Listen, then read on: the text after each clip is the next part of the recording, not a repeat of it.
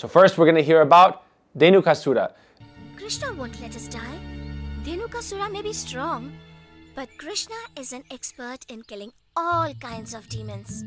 Dhenukasura is described by Bhaktivinoda Thakur to represent that anartha or impediment in the path of bhakti, which is this kind of thing that we see in religious cultures especially, which is the, if I can't get it, so you shouldn't also. They're gone! Don't worry, Subala. The aroma must have seduced them as well. And I know just how to find them.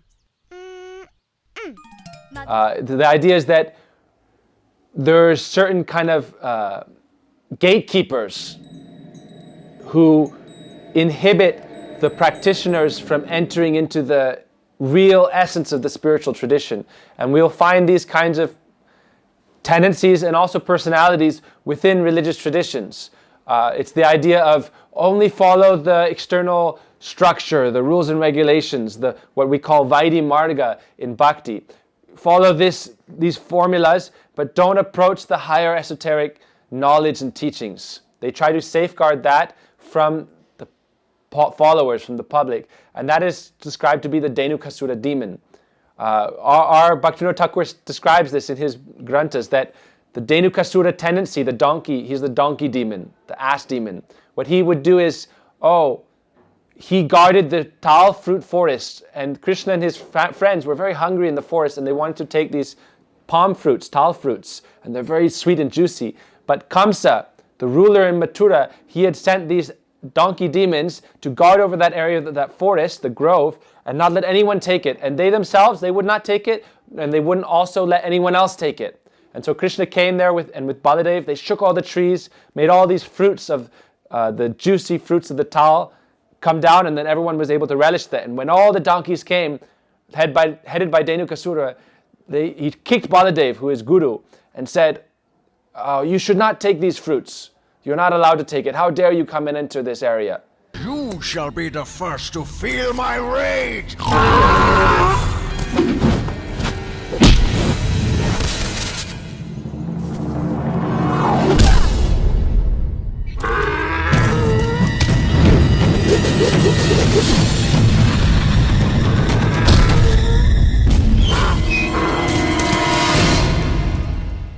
So we see those who have this demonic tendency, or if we have that demonic tendency, it's like kicking on the chest of Guru ourselves.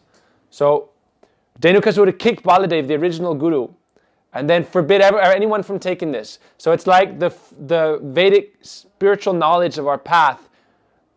Those who are attached to gross materialism, especially described to be like the donkeys. What do the donkeys do? Very attached to material life. Bhaktivinoda Thakur says, Jada vidya jata maya vaibhav, jivana bainaika gada. Material knowledge makes you like a donkey, and you're always carrying heavy burdens, but not able to understand or follow it yourself. The donkeys work very hard all day, and then at night they go and they are described to chase behind the she-donkeys and get kicked in the face repeatedly. So this is the tendency of the materialists. They don't want people to follow the spiritual essence, the spiritual culture, so instead they try to hold them back and forbid them from entering into it.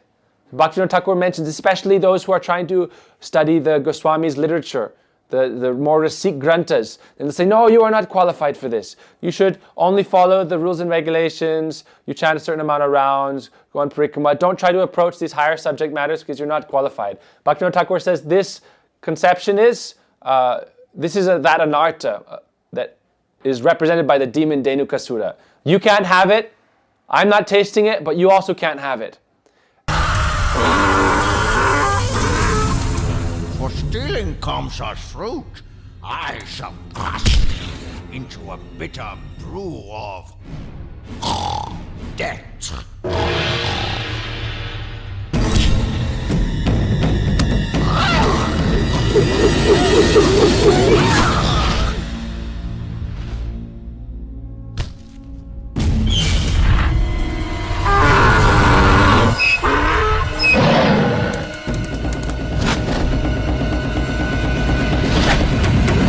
The donkey's mentality, they're always thinking, oh, I'll be happy by material life. But they themselves are never happy, and then they try to stop others from becoming happy. So we'll tell about these kind of donkey stories in the next video. but this is a nice introduction to our series about the demons and their anarthas. The idea that, oh, not only will I myself not taste these kind of things, but I won't let others. I'll try to hold them back. And we see this in all kinds of religious movements. Oh, they try to, especially they try to hold on to the scriptures and not reveal the true message to the public, or also alter it. Those who are trying to alter the scriptures, the true meanings, they are like the Dhenukasura followers. Those who are trying to hold others back, they say, you're not qualified. Our acharyas, they all say, what is the qualification? Only spiritual greed. If you have this spiritual greed, that is the only admission cost. So those who are trying to enter into that, they should never be held back. If they have this spiritual greed naturally arising, then they should be advised to follow the rules and regulations, follow all the teachings properly. Mahaprabhu said, Maryada alangana karitena sahaipai. I can never tolerate those who break the proper codes and religious conduct. I will not tolerate it. And that's why he said, look at the example of Chota Haridas. Chota Haridas kata take janamane. If you want, yadi gorangera pranaya rakite mane. If you want to achieve the love and mercy of Chaitanya Mahaprabhu, then you should always remember Chota Haridas, how Mahaprabhu chastised him very strongly for breaking proper etiquette. So we should not break proper etiquette. It's also said, Utpat eva kevalam. If you don't follow the proper rules and regulations given in the scriptures, you only cause a disturbance in society. You only cause a nuisance.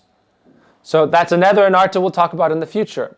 This kind of wanton behavior, the sahajiya mentality. That's also very dangerous. But in this episode, we're hearing about Dhenukasura specifically, and that represents the gatekeepers of the spiritual wealth of the religious traditions. This spiritual wealth is given as an inheritance for the people at large, and it should not be held back from them. They should be allowed to take it and relish it. So thank you for watching. We'll do more of these in the coming days. Dandavat pranams. Hare Krishna.